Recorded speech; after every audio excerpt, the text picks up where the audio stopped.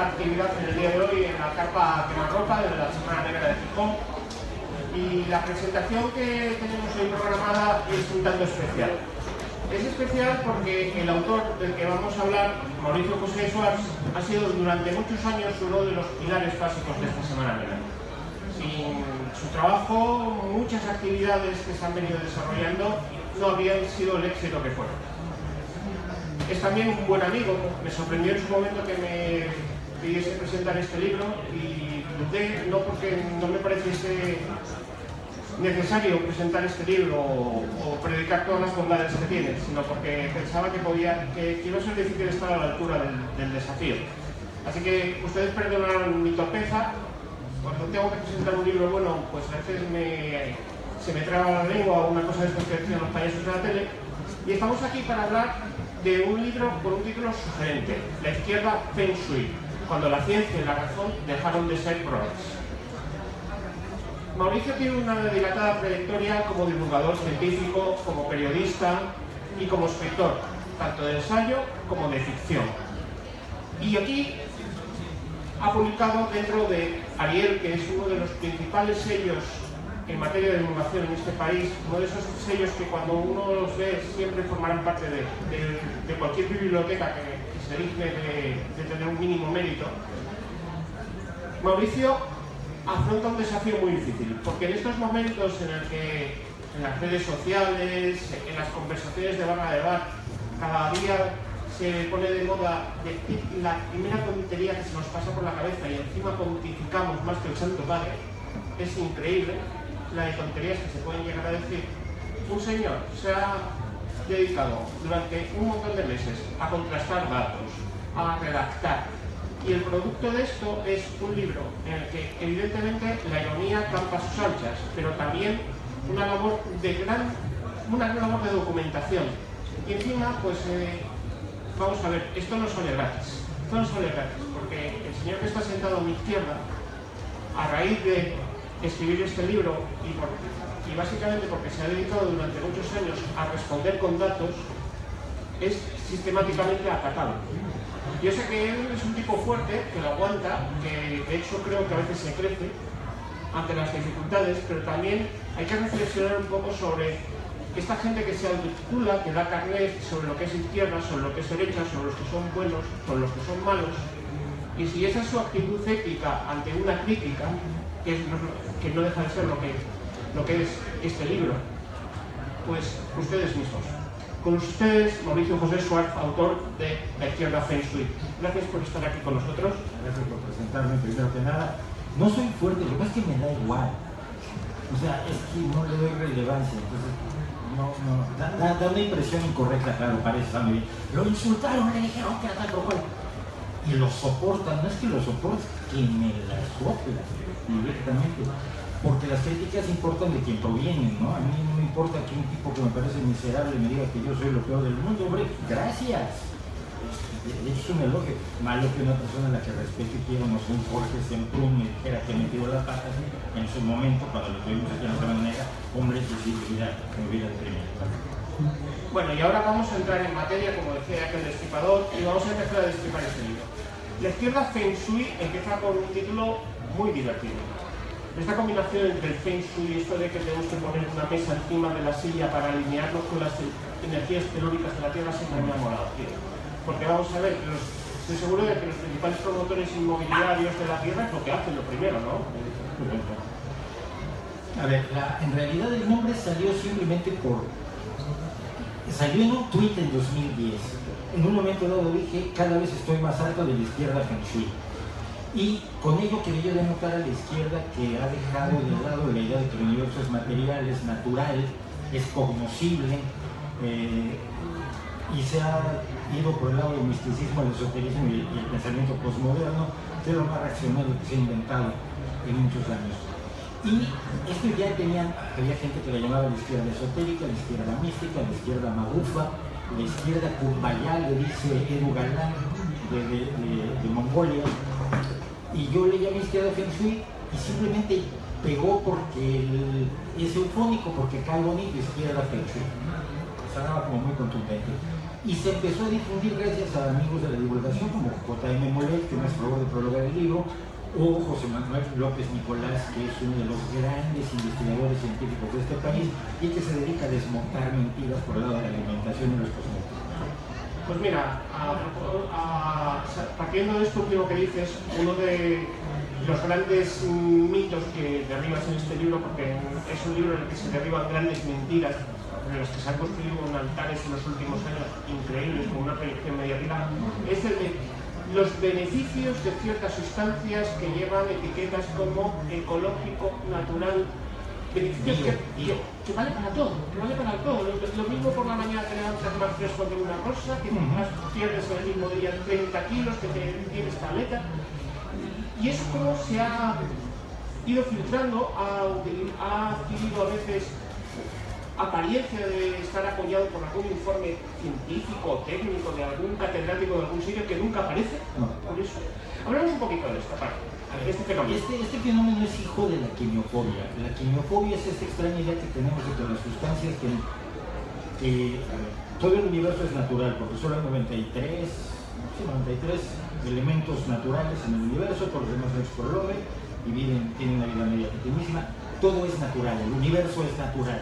Esa es la idea principal. Hay sustancias que solo existen, compuestos que solo existen porque el hombre los ha creado. Y hay una idea un poco judeocristiana de que estas nuevas sustancias rompen con el orden que Dios impuso a la tierra. Claro, no lo dicen así, pero básicamente es la misma idea. Es que lo natural es bueno y el salirse de la naturaleza es malo, que fue lo que prefiguró Rousseau cuando fue el primero que reaccionó en contra del pensamiento ilustrado. Lo que decía Juan Jacobo Rousseau es: la razón le ha hecho mucho daño al hombre, hay que regresar y desnudarnos con los animalitos y vivir de la tierra. Y como muchos otros, Rousseau nunca lo hizo. Él estaba muy a gusto en París y en Ginebra, viviendo muy bien, vestidito con su ropita. Pero es esa idea: si todo lo natural es bueno y todo lo artificial es malo, rechazamos aquellas sustancias que consideramos o nos inventamos que son antinaturales, y por lo tanto exaltamos aquello que nos dicen que es natural cuando no lo es. Y que es bueno cuando no forzosamente lo es. Si usted tiene la idea de que natural es bueno, le digo una cosa rapidísima. El veneno de serpiente es perfectamente natural. Y sabemos que no es bueno para el ser humano. Como eso, millones de cosas. Y lo mismo del otro lado. Entonces, pero esto se vuelve una forma rápida de comulgar con el universo y de no meterte en Dios. Si yo compro eco bionatural, soy bueno, soy moralmente superior a aquel que come comida malvada, ¿no? Y es una especie de moralización de la comida que puede tener razón cuando nos basamos en datos, pero en este caso no lo hay. Es decir, hay buenas razones para decir: come menos azúcar, come menos grasas, come menos carnes rojas, en fin, haz un poco de ejercicio. Todo eso tiene razones detrás, pero esto no. Simple y sencillamente es una consecuencia también del movimiento ecologista que tiene lo suyo. Otro apartado del libro que funciona muy bien es también cómo sintetizas 200 años de evolución de un pensamiento político de izquierdas. Pones una data de origen más o menos en la Revolución Francesa, o por lo menos la acuñación de la separación entre izquierda y derecha y por qué se asocia uno a un movimiento conservador, otro a un movimiento progresista, y cómo a lo largo de esos 200 años lo que empieza como una defensa de valores de la razón, del progreso, se va entremezclando, yo no sé si porque son demasiado abiertos, no sé, con movimientos como el de la teosofía, por poner un ejemplo, que son estafadores de línea pura y dura. ¿Cómo es posible que especialmente Elena Blavatsky, que es la mujer con la cara más dura del mundo? Aquí hablaban de la escala de Mohs, que el diamante está en 10, la cara de Elena Blavatsky es en el 11. La escala de Mohs se podía usar para tallar diamante. Una mujer fascinante, que viajaba astralmente hasta el quinto pino, pero no salía de su casa, pero bueno, pero por lo demás fascinante. Pero ¿cómo es posible que estos discursos tan absurdos, tan irracionales, que hablaban de reencarnaciones, de energías cósmicas, de estar en comunión con la reencarnación del Dalai Lama, que a su vez es el emperador de no sé dónde, ¿Cómo es posible que esto se mezclase con los movimientos que estaban luchando en esos momentos, finales del 19, por la mejora de las condiciones sociales, económicas de los trabajadores, que evidentemente sí que tuvieron éxito, porque ese es el momento en el que empieza existe un movimiento organizado a nivel sindical, a nivel político, empiezan a llegar a los parlamentos, a formarse gobiernos con coaliciones socialdemócratas. ¿Cómo es posible que se entremezclen uno y otro universo cuando están tan lejanos y en realidad representan valores opuestos? En principio creo que en el origen tenemos la penitencia, en el origen está Rousseau. A ver, la ilustración es hija de la revolución científica, de esto no tenga duda. Si la revolución científica es el cuestionamiento de la realidad física, oye, ¿cómo giran los planetas? Bueno, las autoridades y la iglesia dicen que giran así. No, pero vamos a comprobarlo. Esta idea de que se podía cuestionar la autoridad sobre los hechos de la biología, sobre los hechos de la física, se llama revolución científica, que comienza en el siglo XVI y alcanza su culmen en el siglo XVII. Lo que sigue es cuestionar la realidad social. Oye, ¿y por qué es rey el rey? No es que Dios lo nombró, y como lo sabes tú, o lo dijo el Papa, y como lo sabe el Papa. No, es que él es de sangre azul. No, mira, es que el otro día lo vi que se pinchó y tenía sangre roja. A ver, vamos a volvernos a explicar esto, porque qué tal que cuestiono el orden social y quizás yo tengo soberanía como pueblo, quizás somos iguales, quizás la injusticia no la decidió Dios, sino que podemos buscar la justicia en esta tierra. Esto es lo que hacen los enciclopedistas, tomar el cuestionamiento de la realidad física de la revolución científica y traerlo a la sociedad y poner de cabeza a la sociedad, lógicamente. Inmediatamente surge la contrailustración. La contrailustración es de un señor que empieza a inventar conspiraciones, que dice que la Revolución Francesa la hicieron los Illuminati y los masones. Dos personajes históricos que siguen presentándose ahora por parte de la izquierda como parte de la conspiración. Entonces, de una parte tenemos un problema de origen, de otro tienes el problema de que si estás en contra del sistema y el sistema genera cosas como alimentos enlatados o vacunas para los niños, si quieres ser verdaderamente antisistema, estás contra todo eso. Y esta ceguera de llevarlo antisistema a no separar la obra del creador, tuvo un tercer elemento que funciona muchísimo a partir de los años 60 y que es increíble cómo la izquierda de aquí, por ejemplo, lo trae de Estados Unidos, se lo copia, pero tal cual, sin mayor problema. Y es que en los años 60 y fines de los 60, principios de los 70, cuando en Estados Unidos se lucha contra la guerra de Vietnam, que esto es muy serio, estás mandando niños de 17 años a la guerra con 6 semanas de entrenamiento. 6 semanas era el basic training, el entrenamiento básico, con el cual llevabas a un chico y le decías, ve a la selva. Era una guerra aterradora. Cuando se luchaba contra eso, al mismo tiempo había un hecho incontrovertible. Y es que la Unión Soviética no estaba ofreciendo los resultados que venían originalmente en el prospecto, ¿no? O sea, el paraíso de los trabajadores era enormemente cuestionable. Pero ¿cómo hacer la revolución entonces? Y lo que ofreció el misticismo que provenía desde Barruel a través de Elena Blavatsky, de la antroposofía, etc., que sigue una línea desde el siglo XVIII hasta nuestros días, propone la revolución interior. No puedes hacer la revolución exterior, sobre todo en Estados Unidos, pero puedes hacer la revolución interior. Entonces, si tú cambias, si tú te iluminas, y tú te alineas los chakras y te pones en consonancia con el universo, ya hiciste la revolución. Cambias a través del cambio personal, logras cambiar la realidad. Cosa que, como pudimos observar, tampoco ha funcionado como venía en el prospecto. Hombre, de hecho ahora deberíamos estar en la edad de Acuario y deberíamos estar todos cogidos de la mano cantando por ahí felices por el campo, ¿no? Es que la era de Acuario empezó, según la Blavatsky empezó en el siglo XIX, según Linus, no me acuerdo con el otro, pero vamos, por ahí en 1947, pero también puede ser en el año 3000. No hay nada preciso que defina qué rayos es la era de Acuario, entonces pues la vienen vendiendo desde finales del siglo XIX. Y nada la define astronómicamente. Desde un punto de vista muy estricto sería la entrada de la Tierra en la constelación de Acuario, con lo cual eso puede ocurrir hasta dentro de unos 800 años, más o menos. Pero entonces te la cambian, porque el que sabe vender no lo puedes parar con datos. Es muy sencillo decir, bueno, pero es que estos son los inicios los dolores del nacimiento de la era de Acuario, empiezan las señales de que ya viene. Siempre lo empezaron a contar desde los hippies en los años 60, 70, y tengo que reconocer que los hippies.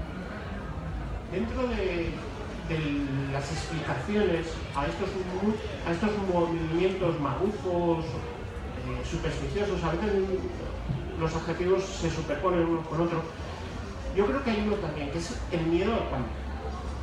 Hay un momento en el que hay una revolución técnica que está produciendo unos cambios sociales, económicos, a una velocidad enorme. La gente se asusta, no sabe cómo reaccionar ante ello. También reacciona con ese miedo, en mi opinión, por una falta de formación en materias científicas y técnicas. Y entonces, yo quisiera que nos hablases un poquito también, ¿no?, de cómo la nueva generación, supuestamente la que mejor ha sido formada, la que más medios ha tenido para formarse, por lo menos en los últimos 30 y tantos años en este país. Tú ríete, Mauricio, pero es cierto que hoy por hoy la posibilidad de acceder en este país a formación superior no existía hace 40 años. ¿Cierto? Hemos tenido todas las oportunidades del mundo y hay un montón de gente que ha tirado por el váter eso. El problema es que la formación científica cede si quieres ser científico, porque en la escuela no te la van a dar. Mira, yo hablo mucho en institutos, y una de las cosas que después les pregunto a los chicos, ¿cómo sabemos que sabemos las cosas? Es decir, ¿cómo sabemos la diferencia entre saber que 2 y 2 son 4 y creer que el mejor jugador del mundo es Messi? ¿Sí? Hay una diferencia entre creer y saber. ¿Cuál es? ¿Cómo podemos estar seguros de que sabemos las cosas? Cuando el posmodernismo nos dice que no puedes conocer nada, pero todo es relativo y todo es contingente. Y a mí me asombra que a los 16 años a los chavales no les hayan enseñado cómo llegamos al conocimiento, que es la base de la capacidad de valorar las afirmaciones que te hacen distintas personas. ¿Cómo valoras cuando una afirmación es verdadera o no? Cuando es conocimiento o no. Tenemos acceso a la información, pero no tenemos motivación para ir a la información. Punto 1. Punto 2. Nuestra educación no nos enseña ese tipo de cosas elementales. La gente cree que saber ciencia es conocer a datos. De hecho, la gente confunde la inteligencia con la cultura. Esto es muy... Había un programa, eres más visto que un niño de primaria, y no tenía nada que ver con la inteligencia, era una cuestión de cultura y de información y de memoria. Eso no, es que enseñar ciencia no es enseñar el ciclo de Krebs o el binomio de Newton, no solo eso, sino primero que nada es cómo llegas a eso. ¿Por qué hace 400 años hay una revolución que por primera vez nos permite saber cosas? Por primera vez en la historia sabíamos con certeza cosas gracias a los métodos de la ciencia, la experimentación, la observación, la contrastación matemática, la comparación sistemática, porque no solo la experimentación es método científico. Y todo esto no lo sabemos, pero por otro lado tenemos compromisos políticos serios por un mundo mejor, por un mundo más justo, por un mundo más igualitario. Pero en algún momento dado creímos que, y yo tampoco me lo logro explicar, en qué momento parte de la izquierda decidió que el camino hacia el progreso era mirar al pasado. Y que el camino para mejorar las cosas no era tomar los principios de la Ilustración e impulsarlos para ser mejores y para ser más amplios y para aplicárselos a todo el mundo, sino que lo que había que hacer era tirar a la basura la Ilustración. Que es finalmente lo que implica asumir el pensamiento posmoderno, el pensamiento místico, es negar la Ilustración y la revolución científica que te dieron la vida que tienes hoy. Es una irresponsabilidad para cualquiera que se llame de izquierda, creo yo, enorme. Esto no me gana concursos de popularidad, ¿no? Dos de las grandes cimas de este libro, a la hora de denunciar estos abusos, abusos, por no decirlo de alguna forma, porque son abusos de la inteligencia y del sentido común, uno es la campaña antinuclear. La energía nuclear se ha convertido en el demonio, en todos los demonios. Parece ser que si estás en contra de la energía nuclear eres muy bueno, que estás luchando por un mundo mejor. Olvidamos que en este momento no somos energéticamente más eficientes. Si utilizamos lo que se denominan energías alternativas, que es un conjunto muy amplio y que creo que no cabe todo en el mismo cajón, aún así no generamos la energía suficiente que necesitamos. Si utilizamos solo energías combustibles fósiles tradicionales, nos vamos a freír el pana. Yo creo que en este momento hay más riesgo de morir por una intoxicación derivada de una central térmica que por una central nuclear, por lo menos en Europa Occidental, en Estados Unidos y en Japón. Pero es responsable de ese miedo que hay hacia la energía nuclear o ese rechazo al mismo tiempo que encendemos la luz. Voy a dar primero dos datos rápidos. Uno, el costo en vidas por teravatio generado, el más bajo de todos es el de la energía nuclear. Uno. Dos, la energía nuclear produce solamente un 1% de los residuos tóxicos con los que tenemos que lidiar en España, o sea, casi nada. Pero no voy a defender la energía nuclear, pero se me empiezan a ir, ¿eh? ¿Ya vieron? Empiezan a oír.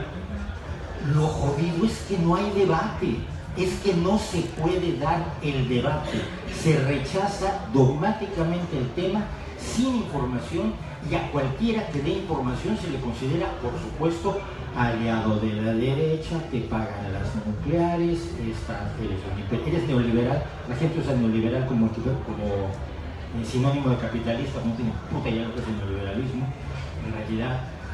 Es decir, lo horrible ya no es si conviene o no conviene utilizar la energía nuclear como fuente hacia las renovables en lugar de las térmicas, que aquí tenemos agonio que a mí me envenena todos los días. No vamos a entrar en ese debate ahora, pero tenemos que entrar en el debate y la izquierda se niega a entrar en ese debate, se niega a entrar en el debate de los transgénicos, se niega a entrar en el debate de lo bioeconatural, se niega a entrar en muchísimos debates que solo se pueden resolver con datos, no con ideología.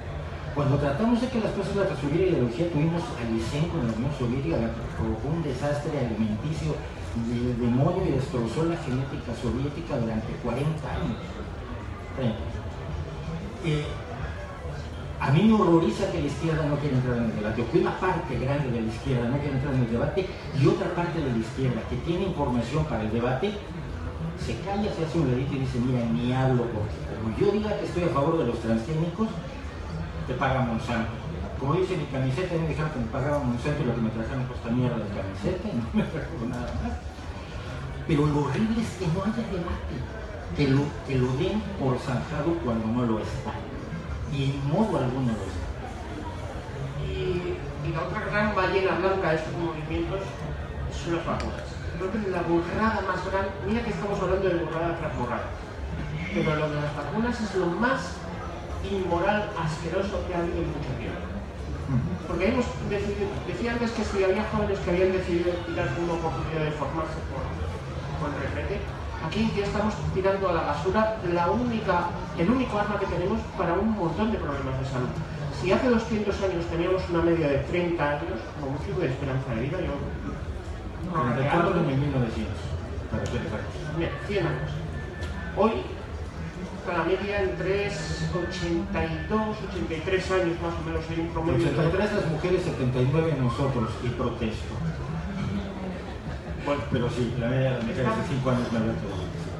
Eso es la suma de muchos avances, de muchísimos esfuerzos, y el de las vacunas no es el más pequeño. Probablemente haya sido el más decisivo también en los últimos 100 años. ¿De dónde sale esta locura? ¿De dónde sale esta maldad? Propiamente dicho. Si te han contado que no hay nada más malo que las farmacéuticas, es lógico que todo lo que producen las farmacéuticas es malo, incluidas las vacunas. Y además te estás vacunando contra enfermedades que nunca has visto. Polio. ¿Quién ha visto un niño con polio? La gente de mi edad. Yo tenía un compañerito que se llamaba Enrique, que tenía abrazaderas en las piernas y las manos torcidas, y lo poníamos de portero y le avisábamos al otro equipo como le metas un gol te rompo la cara. Porque para que no se sintiera mal Enrique, porque no tenía que jugar al fútbol con nosotros. Yo sí vi niños con polio, yo sí tuve una tía picada por viruela. Pero protegerte contra lo que no existe parece a veces un poco irracional. Eso por un lado. Por otro, es un acto de ignorancia de lo que nos trajo a donde estamos, que a la izquierda nos pasa mucho. Porque además, ojo, todo esto lo hago como gente de izquierda. Yo estoy criticando a los míos, por eso no critico a la derecha. La derecha la criticamos todos los días, eso está muy bien. Pero ver a los míos metiendo a la pata me enfurece bastante. Hay gente, jóvenes que están luchando y que no saben que las 8 horas no son lo de siempre, que hubo tuvo que haber muchísimos trabajadores que se la jugaran durísimo y algunos perdieran la vida para que tuviéramos 8 horas, pensiones, seguridad laboral, vacaciones pagadas, material de seguridad en empleos como la mina. Mucha gente hizo lo que tienes hoy. Y de pronto hay unos que creen que el mundo empezó el día que ellos nacieron, o sea, desde el Big Bang. Y lo mismo pasa en ciencia. Lo que tenemos hoy, la expectativa de vida, no solo en longitud, sino en calidad que tenemos hoy, nos la ha dado la medicina y la ciencia. ¿Que es muy buen negocio? Sí. Qué bueno, ¿no? Qué bueno que sea buen negocio. Qué bueno que los agricultores ganen mucho dinero porque puedan hacer comida para todos, porque es ilegítimo para un agricultor ganar dinero. Por lo menos mientras no cambiemos el sistema y alcancemos la utopía, los agricultores los panaderos no hacen pan porque sean buenas personas solidarias, no hacen para vender pan. Y las compañías farmacéuticas hacen medicamentos para vender. Entonces, esta especie de rechazo a lo que parece inmoral de lejos, desde una posición de una superioridad moral absolutamente imaginaria, lleva a decir: yo sospecho de las vacunas y no vacuno a mis hijos. Bien, condenas a tus hijos probablemente a la muerte, pero de paso perjudicas a todos los demás, porque sin inmunidad de grupo, los niños que no se pueden vacunar quedan expuestos a las enfermedades, porque hay muchos niños que no se pueden vacunar, los que tienen cáncer y tienen deprimido el sistema inmune, no se pueden vacunar. Hay niños que son alérgicos a las vacunas, no se pueden vacunar. Niños que tienen inmunodepresión por otras causas, no se pueden vacunar, pero están protegidos porque todos los niños a su alrededor están vacunados y no pueden llegar a esas enfermedades. Tú rompes ese círculo y los matas. Un niño en Italia acaba de morir porque tenía leucemia, estaba inmunodeprimido, sus padres eran antivacunas, sus 2 hermanitos contrajeron sarampión, él contrajo sarampión, los hermanos se curaron y él falleció.